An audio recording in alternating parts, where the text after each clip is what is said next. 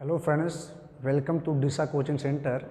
मैं करमवीर सर आपके Disha coaching centre के यूट्यूब चैनल पर स्वागत करता हूं। जैसा कि मैं आप लोगों को बता चुका हूं कि मैं जो चैप्टर पढ़ा रहा हूं नंबर सिस्टम, मैंने नंबर सिस्टम में आपको बताया था कि नंबर सिस्टम चैप्टर स्टार्ट करने से पहले हम लोग बेसिकली नंबर्स के बारे में थोड़ी सी जानकारी ले लेते हैं। फिर मैं आपको नंबर्स के बारे में थोड़ी सी जानकारी दिया था। जैसे मैं आप लोगों को बताया था कि किसी भी संख्या को लिखने के लिए हमारे पास टोटल कितने डिजिट होते हैं, तो आप लोगों ने कहा, मतलब आप लोगों ने बताया था कि हमारे पास टोटल कितने डिजिट होते हैं, 10 डिजिट। मैं आपको बताया था कौन कौन से होते हैं, तो आप लोग बताए थे 0, 1, 2, 3, 4, 5, 6, 7, 8, 9। तो आपको बताया गया था इसमें, अगर आपसे इसमें क्वेश्चन पूछा जाए कि आपको बताइए इसमें सबसे छोटा अंक क्या है, तो आप बताए थे कि 0 है। अगर आपसे बोला जाए कि उच्चारण के आधार पर सबसे छोटा अंक बताइए, तो आप लोगों ने बताया था कि इसका आंसर कितना है, 1 है। फिर मैं आप लोगों से क्वेश्चन किया था कि अगर इसमें इस तरीके से क्वेश्चन किया जाए कि लिखने के आधार पर सबसे छोटा अंक बताइए, तो आप लोगों ने बताया था क्या, 1 है। तो आप लोगों को मैं बताया था, जैसे आप लोगों को पता है कि किसी भी संख्या को लिखने के लिए हमारे पास टोटल इतने डिजिट हैं, 10 डिजिट हैं, और 10 डिजिट की सहायता से हम किसी भी संख्या को लिख सकते हैं। फिर मैं आप लोगों को वास्तविक संख्या के बारे में अच्छे से बताया था। वास्तविक संख्या के आगे मूव किए थे हम लोग, प्राकृतिक संख्या के बारे में जाने थे। प्राकृतिक संख्या के बाद हम लोग जाने थे पूर्णांक क्या होता है। पूर्णांक के बारे में मैंने बताया था कि पूर्णांक 3 प्रकार के होते हैं। एक तो होता है धनात्मक पूर्णांक होता है, दूसरा होता है ऋणात्मक पूर्णांक, और तीसरा होता है शून्य पूर्णांक। फिर धनात्मक पूर्णांक के बारे में मैंने बताया था कि धनात्मक पूर्णांक 1 से प्रारंभ होता है, कहाँ तक जाता है, इनफाइनाइट तक जाता है। ऋणात्मक पूर्णांक के बारे में मैंने बताया था कि ऋणात्मक पूर्णांक माइनस इनफाइनाइट से स्टार्ट होकर -1 तक आता है। और आपको बताया गया था कि 0 भी एक प्रकार का पूर्णांक है, लेकिन कैसा पूर्णांक है, शून्य पूर्णांक, मतलब शून्य पूर्णांक है। इसको हम लोग उदासीन पूर्णांक कहते हैं, या न्यूट्रल नंबर, न्यूट्रल इंटीजर से भी बोल सकते हैं। फिर हम लोग आगे मूव करते हैं, तो मैं आप लोगों को बताया था कि पूर्णांक के बाद हम लोग आगे चलते, जैसे आप लोगों को आगे भी बताया गया था कि देखिए सम संख्या किसे कहते हैं। सम संख्या, सम संख्या को इंग्लिश में इवन नंबर्स कहते हैं। क्या कहते हैं, इवन नंबर्स, इवन नंबर्स। आप लोग थोड़ा सा इसका डिफिनीशन नोट करिएगा। जैसे मैं आप लोगों को सम संख्या के बारे में बताऊं, तो आप लोगों को थोड़ा सा ध्यान देना है कि जो संख्याएं 2 से पूर्णतः विभाजित होती हैं, जो संख्याएं 2 से पूर्णतः विभाजित होती हैं, जो संख्याएं 2 से पूर्णतः विभाजित होती हैं, पूर्णतः विभाजित होती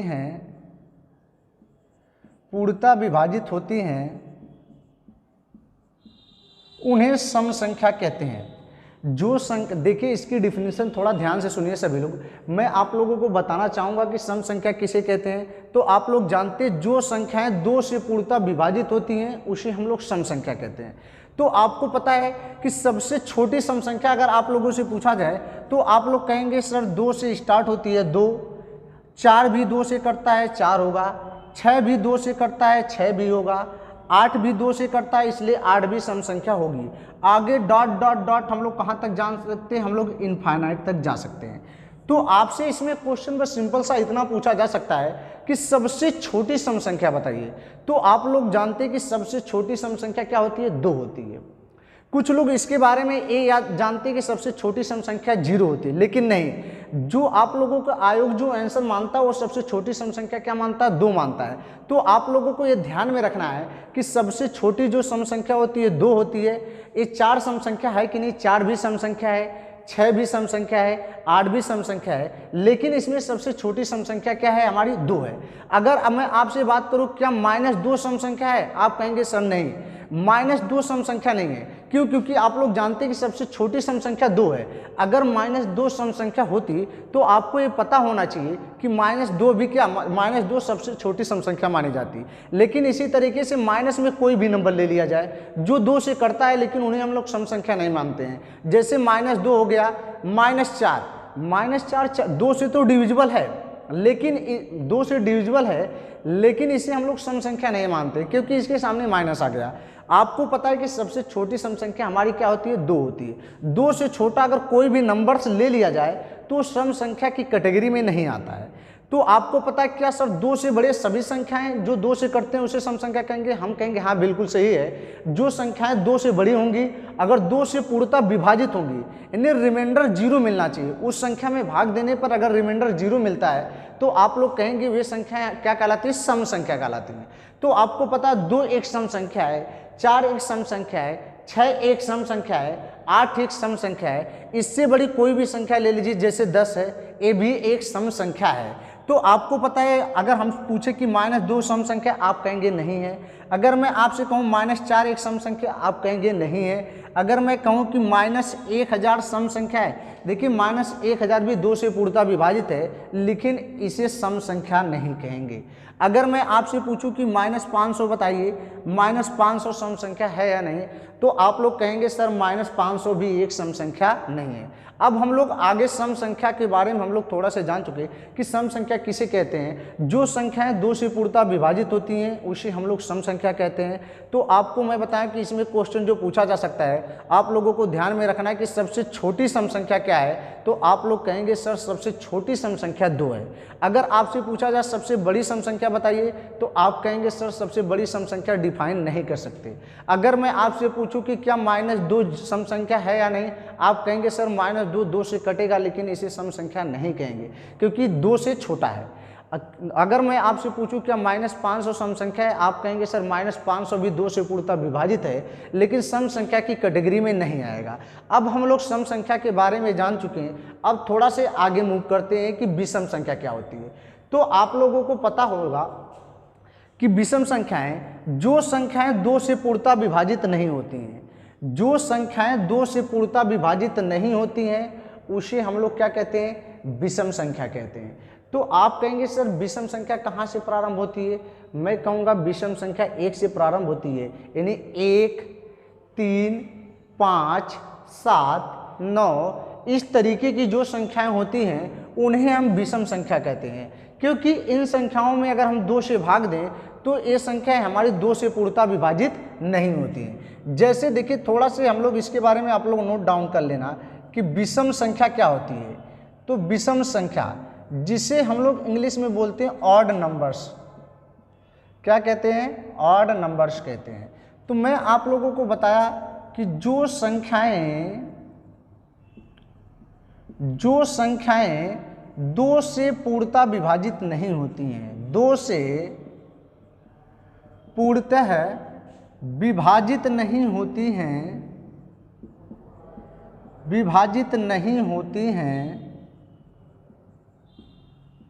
उन्हें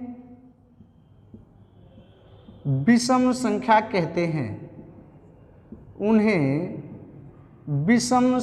कहते हैं। जैसे मैं अगर आप लोगों को एग्जाम्पल दूं तो आपको पता होगा कि 1, 3, 5, 7, 9 ... इनफाइनाइट। अब यहाँ पर आपसे जो क्वेश्चन पूछा जा सकता है, यहाँ पर आपसे क्वेश्चन सिंपल सा इसमें विषम संख्या से यही पूछा जा सकता है कि सबसे छोटी विषम संख्या हमारी क्या है। तो आप लोगों ने देखा कि सबसे छोटी विषम संख्या हमारी क्या है? 1, क्योंकि विषम संख्या हमारी स्टार्ट कहाँ से हो रही है? 1 से स्टार्ट हो रही है। कहाँ तक जा रही है? इनफाइनाइट तक। आपको पता है कि सबसे छोटी विषम संख्या तो 1 है, लेकिन सबसे बड़ी विषम संख्या के बारे में अगर आपसे बात किया जाए तो आप लोग कहेंगे कि सबसे बड़ी विषम संख्या डिफाइन नहीं कर सकते, जिसको हिंदी में हम लोग बोलते हैं कि पता नहीं कर सकते। फिर आप लोग आगे देखेंगे कि जो 1 से सर छोटा संख्या है 0 है। क्या 0 विषम संख्या है? मैं कहूँगा नहीं, 0 भी विषम संख्या नहीं है। यानी 1 से छोटी कोई भी संख्या ले लीजिए, उसे हम लोग विषम संख्या की कैटेगरी में नहीं रखेंगे। जैसा कि मैं आप लोगों को बता चुका हूं कि सम संख्या 2 से स्टार्ट हो रही थी। 2 से छोटा कोई भी नंबर था जो नेगेटिव में था, हम लोग 2 से डिविजिबल तो कर पा रहे थे, लेकिन वो सम संख्या नहीं थी। इसी तरीके से अगर हम लोग विषम संख्या के बारे में बात करें कि एक क्या है? विषम संख्या है। 3 भी विषम संख्या है। -1 भी 2 से डिविजिबल नहीं होता है। -3 भी 2 से डिविजिबल नहीं होता है। -5 भी 2 से डिविजिबल नहीं होता है, लेकिन हम लोग इसको विषम संख्या नहीं कह सकते। आपको पता है कि विषम संख्या हमारी क्या है? 1 है। यानी 1 से बड़ी कोई भी संख्या हो जो 2 से डिविजिबल ना हो, तो सबसे छोटी विषम संख्या 1 है। और सबसे बड़ी विषम संख्या हम लोग डिफाइन नहीं कर सकते। अगर मैं आपसे पूछूं क्या √5 विषम संख्या है, आप कहेंगे सर नहीं है, क्योंकि इसका मान किस में आ जाएगा, पॉइंट में। इसका मान किस में आ जाएगा, पॉइंट में आ जाएगा। ना ही √5 विषम संख्या है, ना ही √7 विषम संख्या है। तो फिर देखिए विषम संख्या के बारे में इतना ही आपसे एग्जाम में पूछा जा सकता है। अब हम लोग थोड़ा से आगे इसके मूव करते हैं कि आगे हम लोग चलते हैं।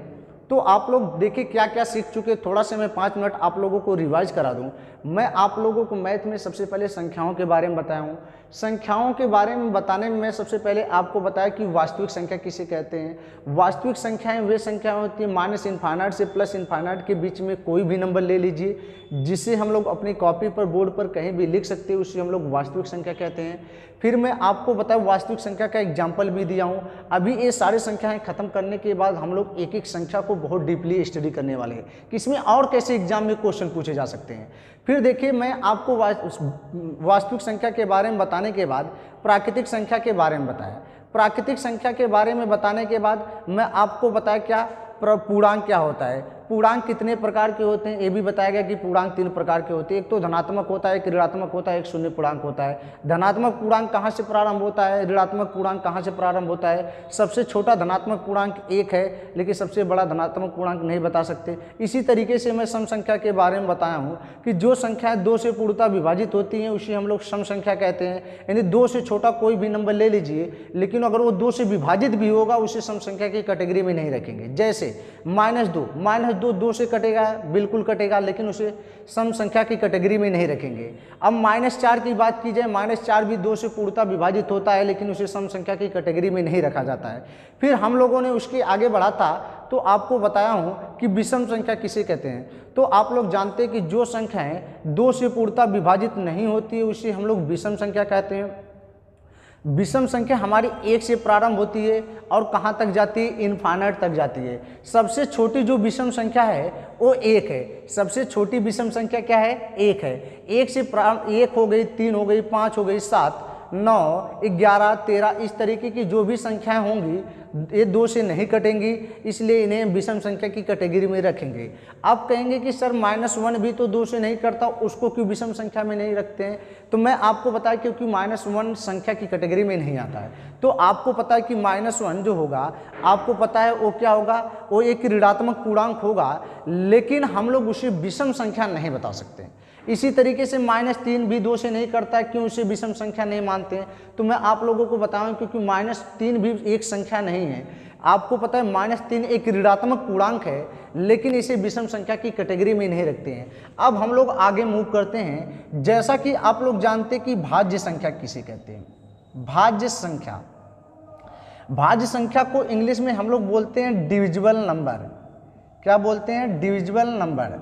तो भाज्य संख्या के बारे में आप लोग थोड़ा सी इसकी डिफिनीशन याद रखना। देखिए इसकी 2 डिफिनीशन होती है जो एग्जाम में कई बार पूछी जाती हैं। आपको ये याद रखना है कि वे संख्याएं जो अपने और 1 को छोड़कर, वे संख्याएं जो अपने और 1 को छोड़कर और किसी तीसरी प्राकृतिक संख्या से भी कट जाती हैं।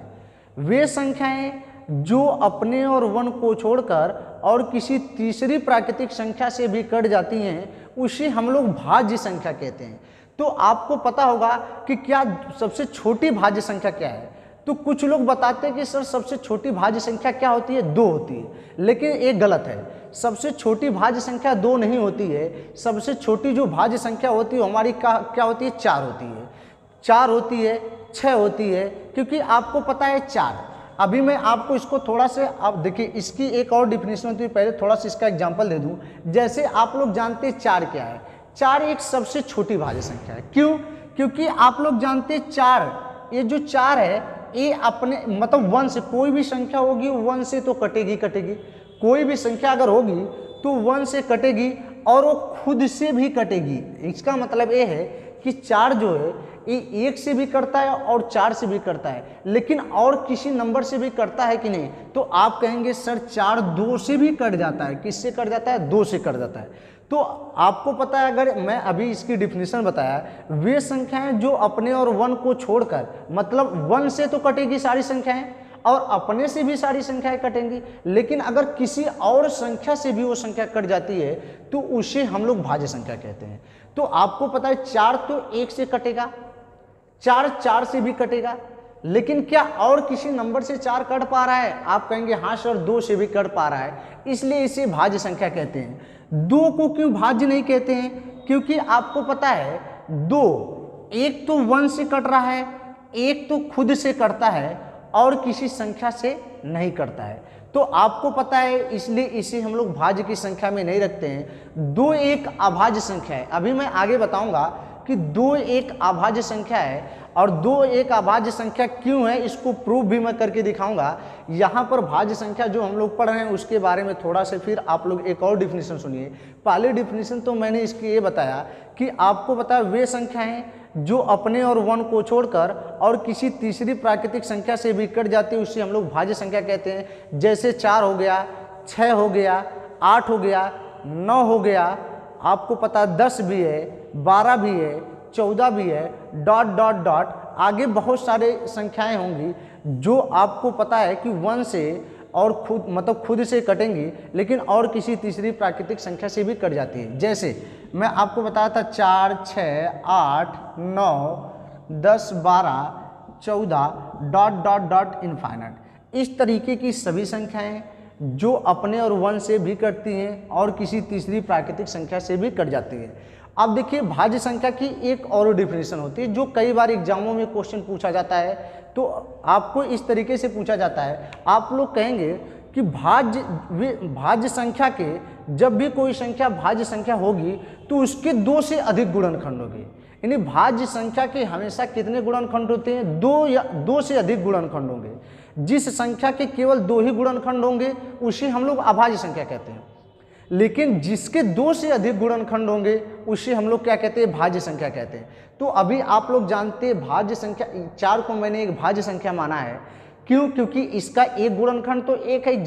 देखिए गुणनखंड क्या होता है एलसीएम और एचसीएफ वाले चैप्टर में हम लोग पढ़ेंगे, लेकिन यहाँ पर इसका थोड़ा सा यूज आ गया तो आप लोग जान जाइए कि गुणनखंड हम लोग उसे कहते हैं जो संख्याएं, देखिए जैसे 4 के आपसे पूछा जाए कि 4 के कितने गुणनखंड है, तो आप कहेंगे सर जो संख्याएं 4 को पूर्णतः विभाजित करेंगी, यानी जो संख्याएं 4 को पूरी तरीके से काटेंगी वो उसके क्या कहलाएंगे? गुणनखंड कहलाएंगे। जैसे 4 1 से भी करता है तो 4 का गुणनखंड 1 भी होगा, 4 4 से भी करता है तो 4 का गुणनखंड 4 भी होगा, 4 2 से भी करता है तो 4 का गुणनखंड क्या होगा? 2 भी होगा। तो आपको यहाँ भी पता है। अब मैं आपको बताया कि जिसके 2 से अधिक गुणनखंड होंगे उसे हम लोग भाज्य संख्या की कैटेगरी में रखेंगे। देखिए 4 है, 4 को मैंने भाज्य संख्या क्यों बताया? क्योंकि 1, 2, 3 गुणनखंड होंगे, यानी 2 से ज़्यादा हुए कि नहीं। अगर 2 से ज़्यादा गुणनखंड हो गए तो हम लोग इसको भाज्य संख्या कहेंगे। लेकिन अभाज्य संख्या जिसके 2 ही गुणनखंड होते हैं। तो अब हम लोग आगे मूव करते हैं भाज्य संख्या के बाद किसके बारे में? अभाज्य संख्या के बारे में।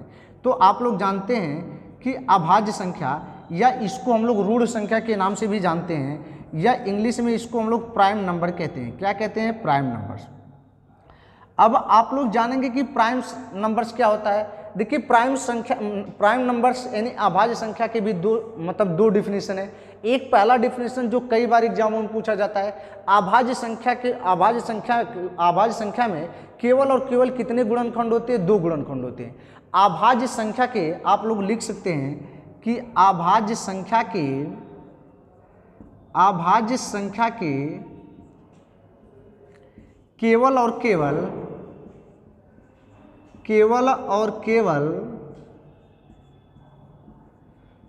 2 गुणनखंड होते हैं। 2 गुणनखंड होते हैं। कितने गुणनखंड होते हैं? 2 गुणनखंड। जैसे आपको पता है कि देखिए अब यहाँ पर आपको पता है कि एक तो डिफिनीशन है, दूसरी डिफिनीशन में आपको ओरल बोल दे रहा हूँ, आप लोग नोट डाउन कर लीजिएगा। वे संख्याएं जो अपने और 1 को छोड़कर और किसी तीसरी प्राकृतिक संख्या से नहीं करती हैं उसे हम लोग अभाज्य संख्या कहते हैं। वे संख्याएं जो अपने और 1 को छोड़कर और किसी तीसरी प्राकृतिक संख्या से नहीं करती उसे हम लोग अभाज्य संख्या कहते हैं। तो आपको पता है अभाज्य संख्या का एक डिफिनीशन। दूसरी डिफिनीशन, अभाज्य संख्या के केवल और केवल कितने गुणनखंड होंगे? 2 गुणनखंड होंगे। अब आप लोग जानते हैं कि अभाज्य संख्या का स्टार्टिंग यानी प्रारंभ कहाँ से होता है, तो आप लोगों को ध्यान से देखना है कि अभाज्य संख्या कहाँ से स्टार्ट होती है? 2 से स्टार्ट होती है, यानी 2, 3, 5, 7, 11, देखिए 9। अब आप लोग कहेंगे कि सर 9 एक अभाज्य संख्या नहीं है, ये एक भाज्य संख्या है क्योंकि इसके 2 से अधिक गुणनखंड हो जाते हैं। तो आपको पता है 7 के बाद क्या आएगा? 11, 13 डॉट डॉट डॉट कहाँ तक? इनफाइनाइट तक। तो इसमें जो क्वेश्चन पूछा जा सकता है, सिंपली ये पूछा जा सकता है क्वेश्चन आपसे कि सबसे छोटी अभाज्य संख्या बताइए, तो आप लोग कहेंगे 2। देखिए 2 एक सबसे छोटी अभाज्य संख्या है, और हम लोग ऐसा भी कह सकते हैं 2 एक ऐसी संख्या है जो सम है और अभाज्य है, क्योंकि आपको मैं सम संख्या में भी बताया था कि सबसे छोटी सम संख्या हमारी क्या होती है? 2 होती है। अब आपको यहाँ भी देखने को मिल रहा है कि सबसे छोटी अभाज्य संख्या भी क्या होती है? 2 होती है। तो 2 के बारे में आप लोग याद रखना कि 2 एक सबसे छोटी सम संख्या भी होती है, 2 एक सबसे छोटी अभाज्य संख्या भी होती है। हम लोग और भी कह सकते हैं, क्या कह सकते हैं कि 2 एक ऐसी संख्या है जो सम भी है और अभाज्य है, इसके अलावा और कोई सम संख्या अभाज्य संख्या नहीं हो सकती। जैसे आप लोग देख भी पा रहे होंगे कि 3 तो सम संख्या नहीं है क्योंकि ये 2 से कटेगी नहीं, ये तो एक विषम संख्या है। विषम संख्या है कि नहीं? क्योंकि मैं आप लोगों को बताया कि जो संख्या सम होगी वो मतलब 2 एक ऐसी संख्या है जो सम है और अभाज्य, इसके अलावा और कोई सम संख्या अभाज्य संख्या नहीं हो सकती। देखिए अभाज्य संख्या का स्टार्टिंग कहाँ से होता है? 2 से होता है। आपको पता 2, 3, 5, 7 डॉट डॉट डॉट कहाँ तक? इनफाइनाइट तक जा सकते हैं। यहाँ क्वेश्चन पूछा जा सकता है सबसे छोटी अभाज्य संख्या बताइए, तो आप लोग बताएंगे कि सबसे छोटी अभाज्य संख्या क्या होती है? 2 होती है। अब पूछा जाए कि सबसे बड़ी अभाज्य संख्या बताइए, तो आप लोग कहेंगे डिफाइन नहीं कर सकते। अब देखिए थोड़ा से हम लोग आगे मूव करते हैं। अब मैं संख्याओं के बारे में थोड़ा से खत्म कर लेता हूँ संख्याएं, फिर मैं इस पे क्वेश्चन कितने बनते हैं, कैसे पूछे जाते हैं, किस किस एग्जाम में पूछे गए क्वेश्चन मैं आपको दिखाने वाला हूँ। देखिए आपको थोड़ा से अभाज्य संख्या के बारे में आप लोग नोट डाउन कर लिए होंगे। अब थोड़ा से आप लोग देखिए परिमेय संख्या किसे कहते हैं? परिमेय संख्या किसे कहते हैं? तो देखिए परिमेय संख्या की कुछ लोग डिफिनीशन याद रखते हैं, जिन संख्याओं को P/Q के रूप में लिखा जा सकता है Q is not equal to 0, लेकिन इतना डिफिनीशन सही नहीं है। इसकी जो पूरी डिफिनीशन होती है वो क्या होती है, थोड़ा से आप लोग समझिए। देखिए थोड़ा से आप लोग समझिए, परिमेय संख्या की पूरी जो डिफिनीशन होती है वो क्या होती है? परिमेय संख्या जिसे हम लोग रेशनल नंबर बोलते हैं, क्या बोलते हैं? Rational number. इसकी जो पूरी डिफिनीशन होती है, जिन संख्याओं को हम P/Q के रूप में तो लिख सकते हैं, आप लोग यहाँ लिख सकते हैं कि जिन संख्याओं को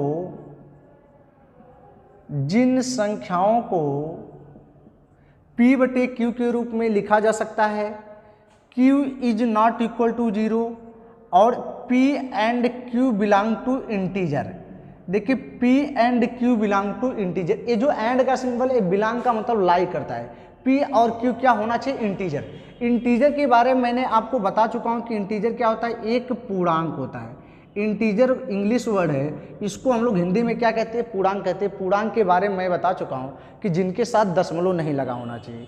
पूर्णांक 3 प्रकार के होते हैं, ये भी मैं आप लोगों को बता चुका हूँ। अब देखिए जैसे सबसे पहले इसमें हम लोग थोड़ा से आप लोग ध्यान से समझिए कि आप लोग सबसे छोटा स्टार्ट करते हैं 0। 0 क्या है? इसके बारे में क्वेश्चन पूछा जाता है कि 0 एक परिमेय संख्या है कि नहीं? आप कहेंगे सर 0 एक परिमेय संख्या है। देखिए कई बार एग्जामों में क्वेश्चन आया है कि 0 क्या है? परिमेय संख्या है, अपरिमेय संख्या है, विषम संख्या है, सम संख्या है, इस तरीके से क्वेश्चन एग्जाम में आया है। लेकिन आप लोगों को जानना है कि 0 क्या है? परिमेय संख्या है। क्यों? क्योंकि अगर हम लोग 0 कुछ भी लिख सकते हैं, जैसे 0 हम लोग 8 लिख दें, क्या लिख दें? 0/8। तो आपको पता है जो संख्या 0 है इसे हम P/Q के रूप में तो लिख दिए, P/Q के रूप में लिख दिए। अब देखिए Q is not equal to 0, मतलब नीचे वाला 0 नहीं होना चाहिए, यानी ऊपर 0 हो सकता है लेकिन नीचे 0 नहीं हो सकता। अगर नीचे 0 होगा तो इसका मान इनफाइनाइट आ जाएगा। तो आप लोगों को पता है कि P/Q के रूप में लिख चुके। अब आपको मैं बता P and Q belong to integer, तो आपको पता है 0 भी एक इंटीजर है, लेकिन कैसा इंटीजर है? उदासीन इंटीजर है। 8 भी एक प्रकार का इंटीजर यानी पूर्णांक है। तो आपको पता है ये 0 क्या है? परिमेय संख्या है। अगर आपसे पूछा जाए कि 0 परिमेय संख्या है कि नहीं, तो आप लोग कहेंगे सर 0 एक क्या है? परिमेय संख्या।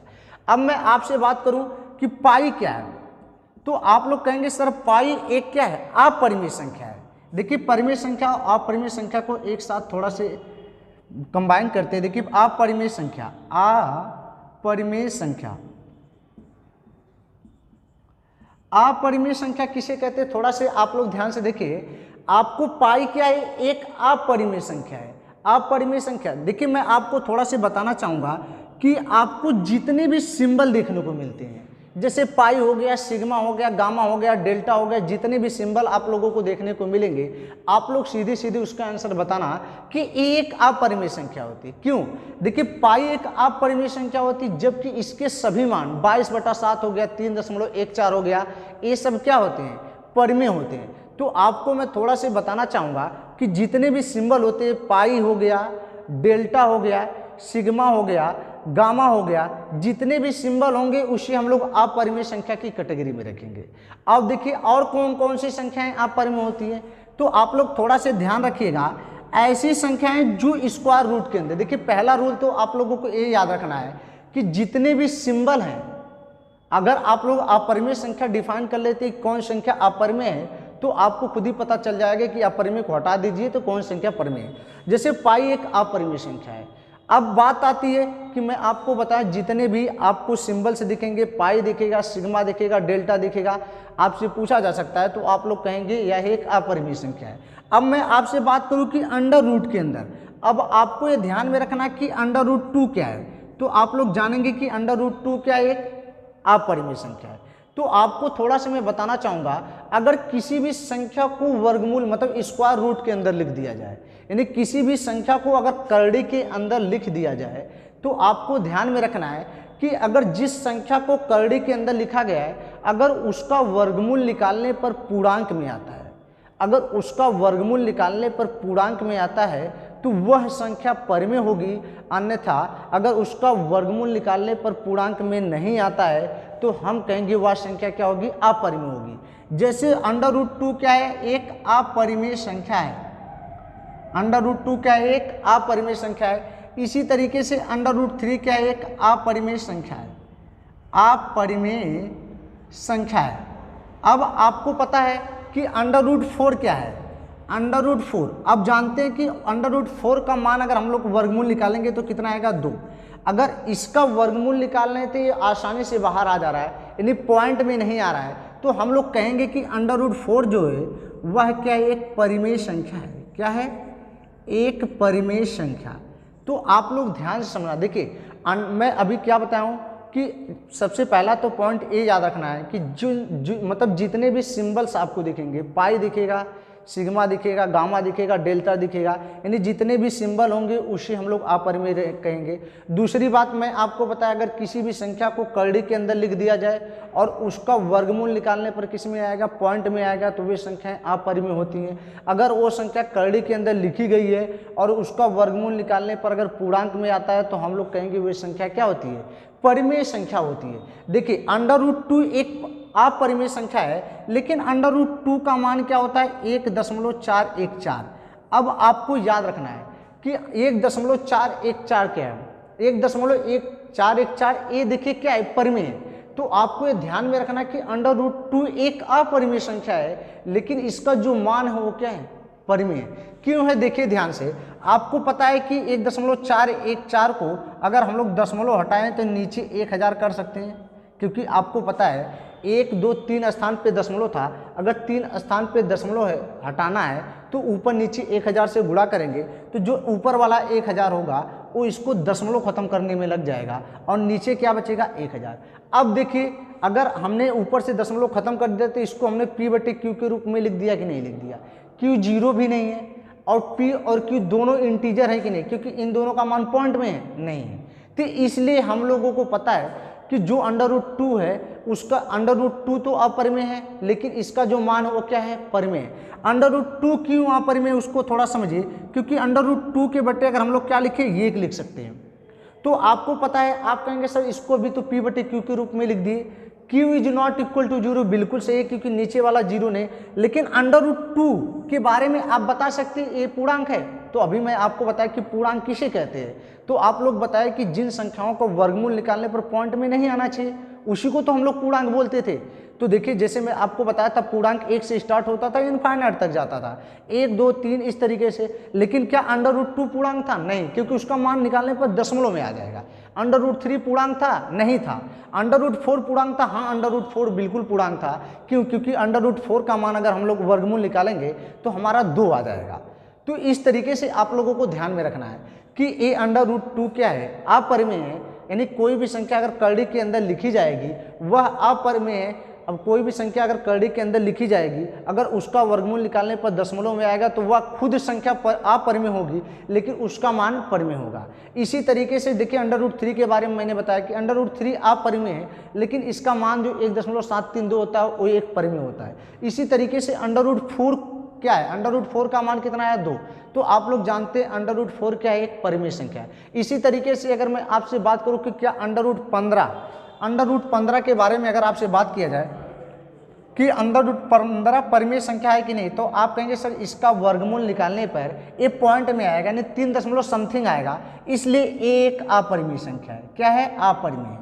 फिर अगर मैं आपसे बात करूं, आपसे क्वेश्चन ये पूछा जा सकता है √16 परिमेय संख्या है कि नहीं, तो आप लोग जानते हैं कि √16 का वर्गमूल निकालेंगे तो आसानी से वर्गमूल निकल जाएगा, क्योंकि इसका मान पॉइंट में नहीं आएगा, इसलिए इसे हम लोग क्या कहेंगे? परिमेय कहेंगे। इसी तरीके से √25 भी क्या है? एक परिमेय संख्या है।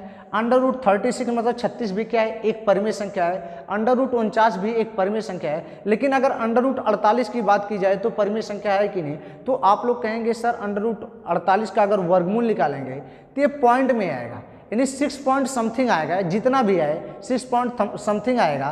तो आप लोग यानी 6 दशमलव कुछ आएगा, तो आप कहेंगे इसका मान तो दशमलव में आ रहा है। जब इसका मान दशमलव में आ रहा है तो इसे परिमेय कहाँ से कहेंगे? एक अपरिमेय संख्या है।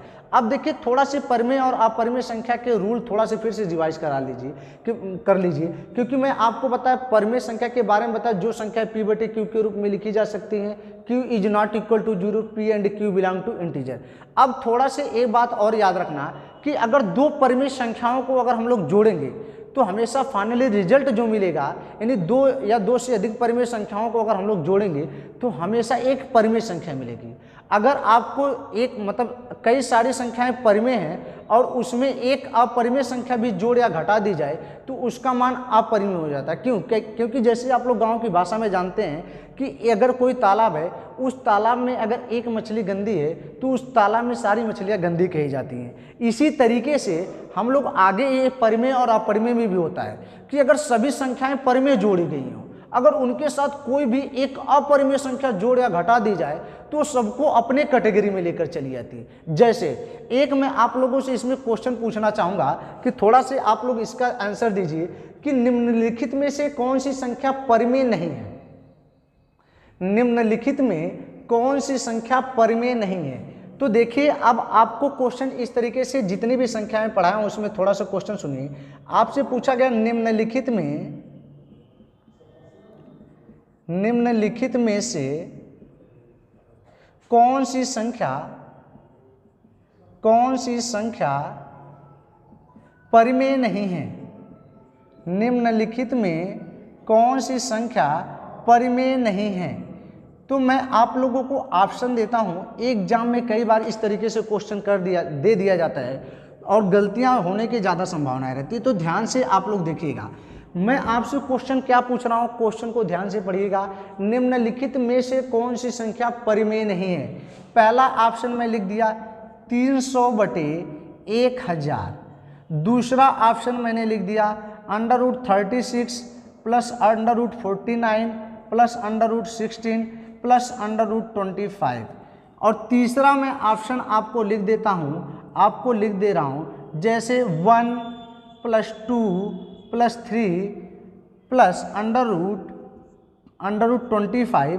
अब आपको ये पूछा जाए ये संख्या परिमेय है कि नहीं, और चौथा मैं ऑप्शन आपको लिख देता हूँ √8 प्लस √9 प्लस √16 प्लस √25।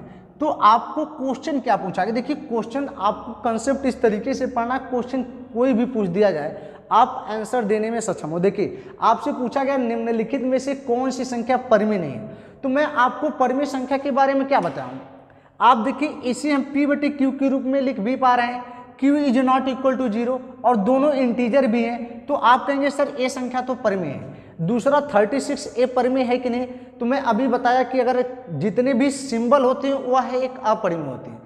लेकिन दूसरा रूल मैं बताऊं कि अगर कोई भी संख्या को करड़ी में लिख दिया जाए, यानी स्क्वायर रूट में अगर लिख दिया जाए, तो आपको बताया था अगर उसका वर्गमूल निकालने पर डेसिमल में नहीं आएगा तो ही वो संख्याएं क्या कहलाएंगी, परिमेय संख्याएं कहलाएंगी।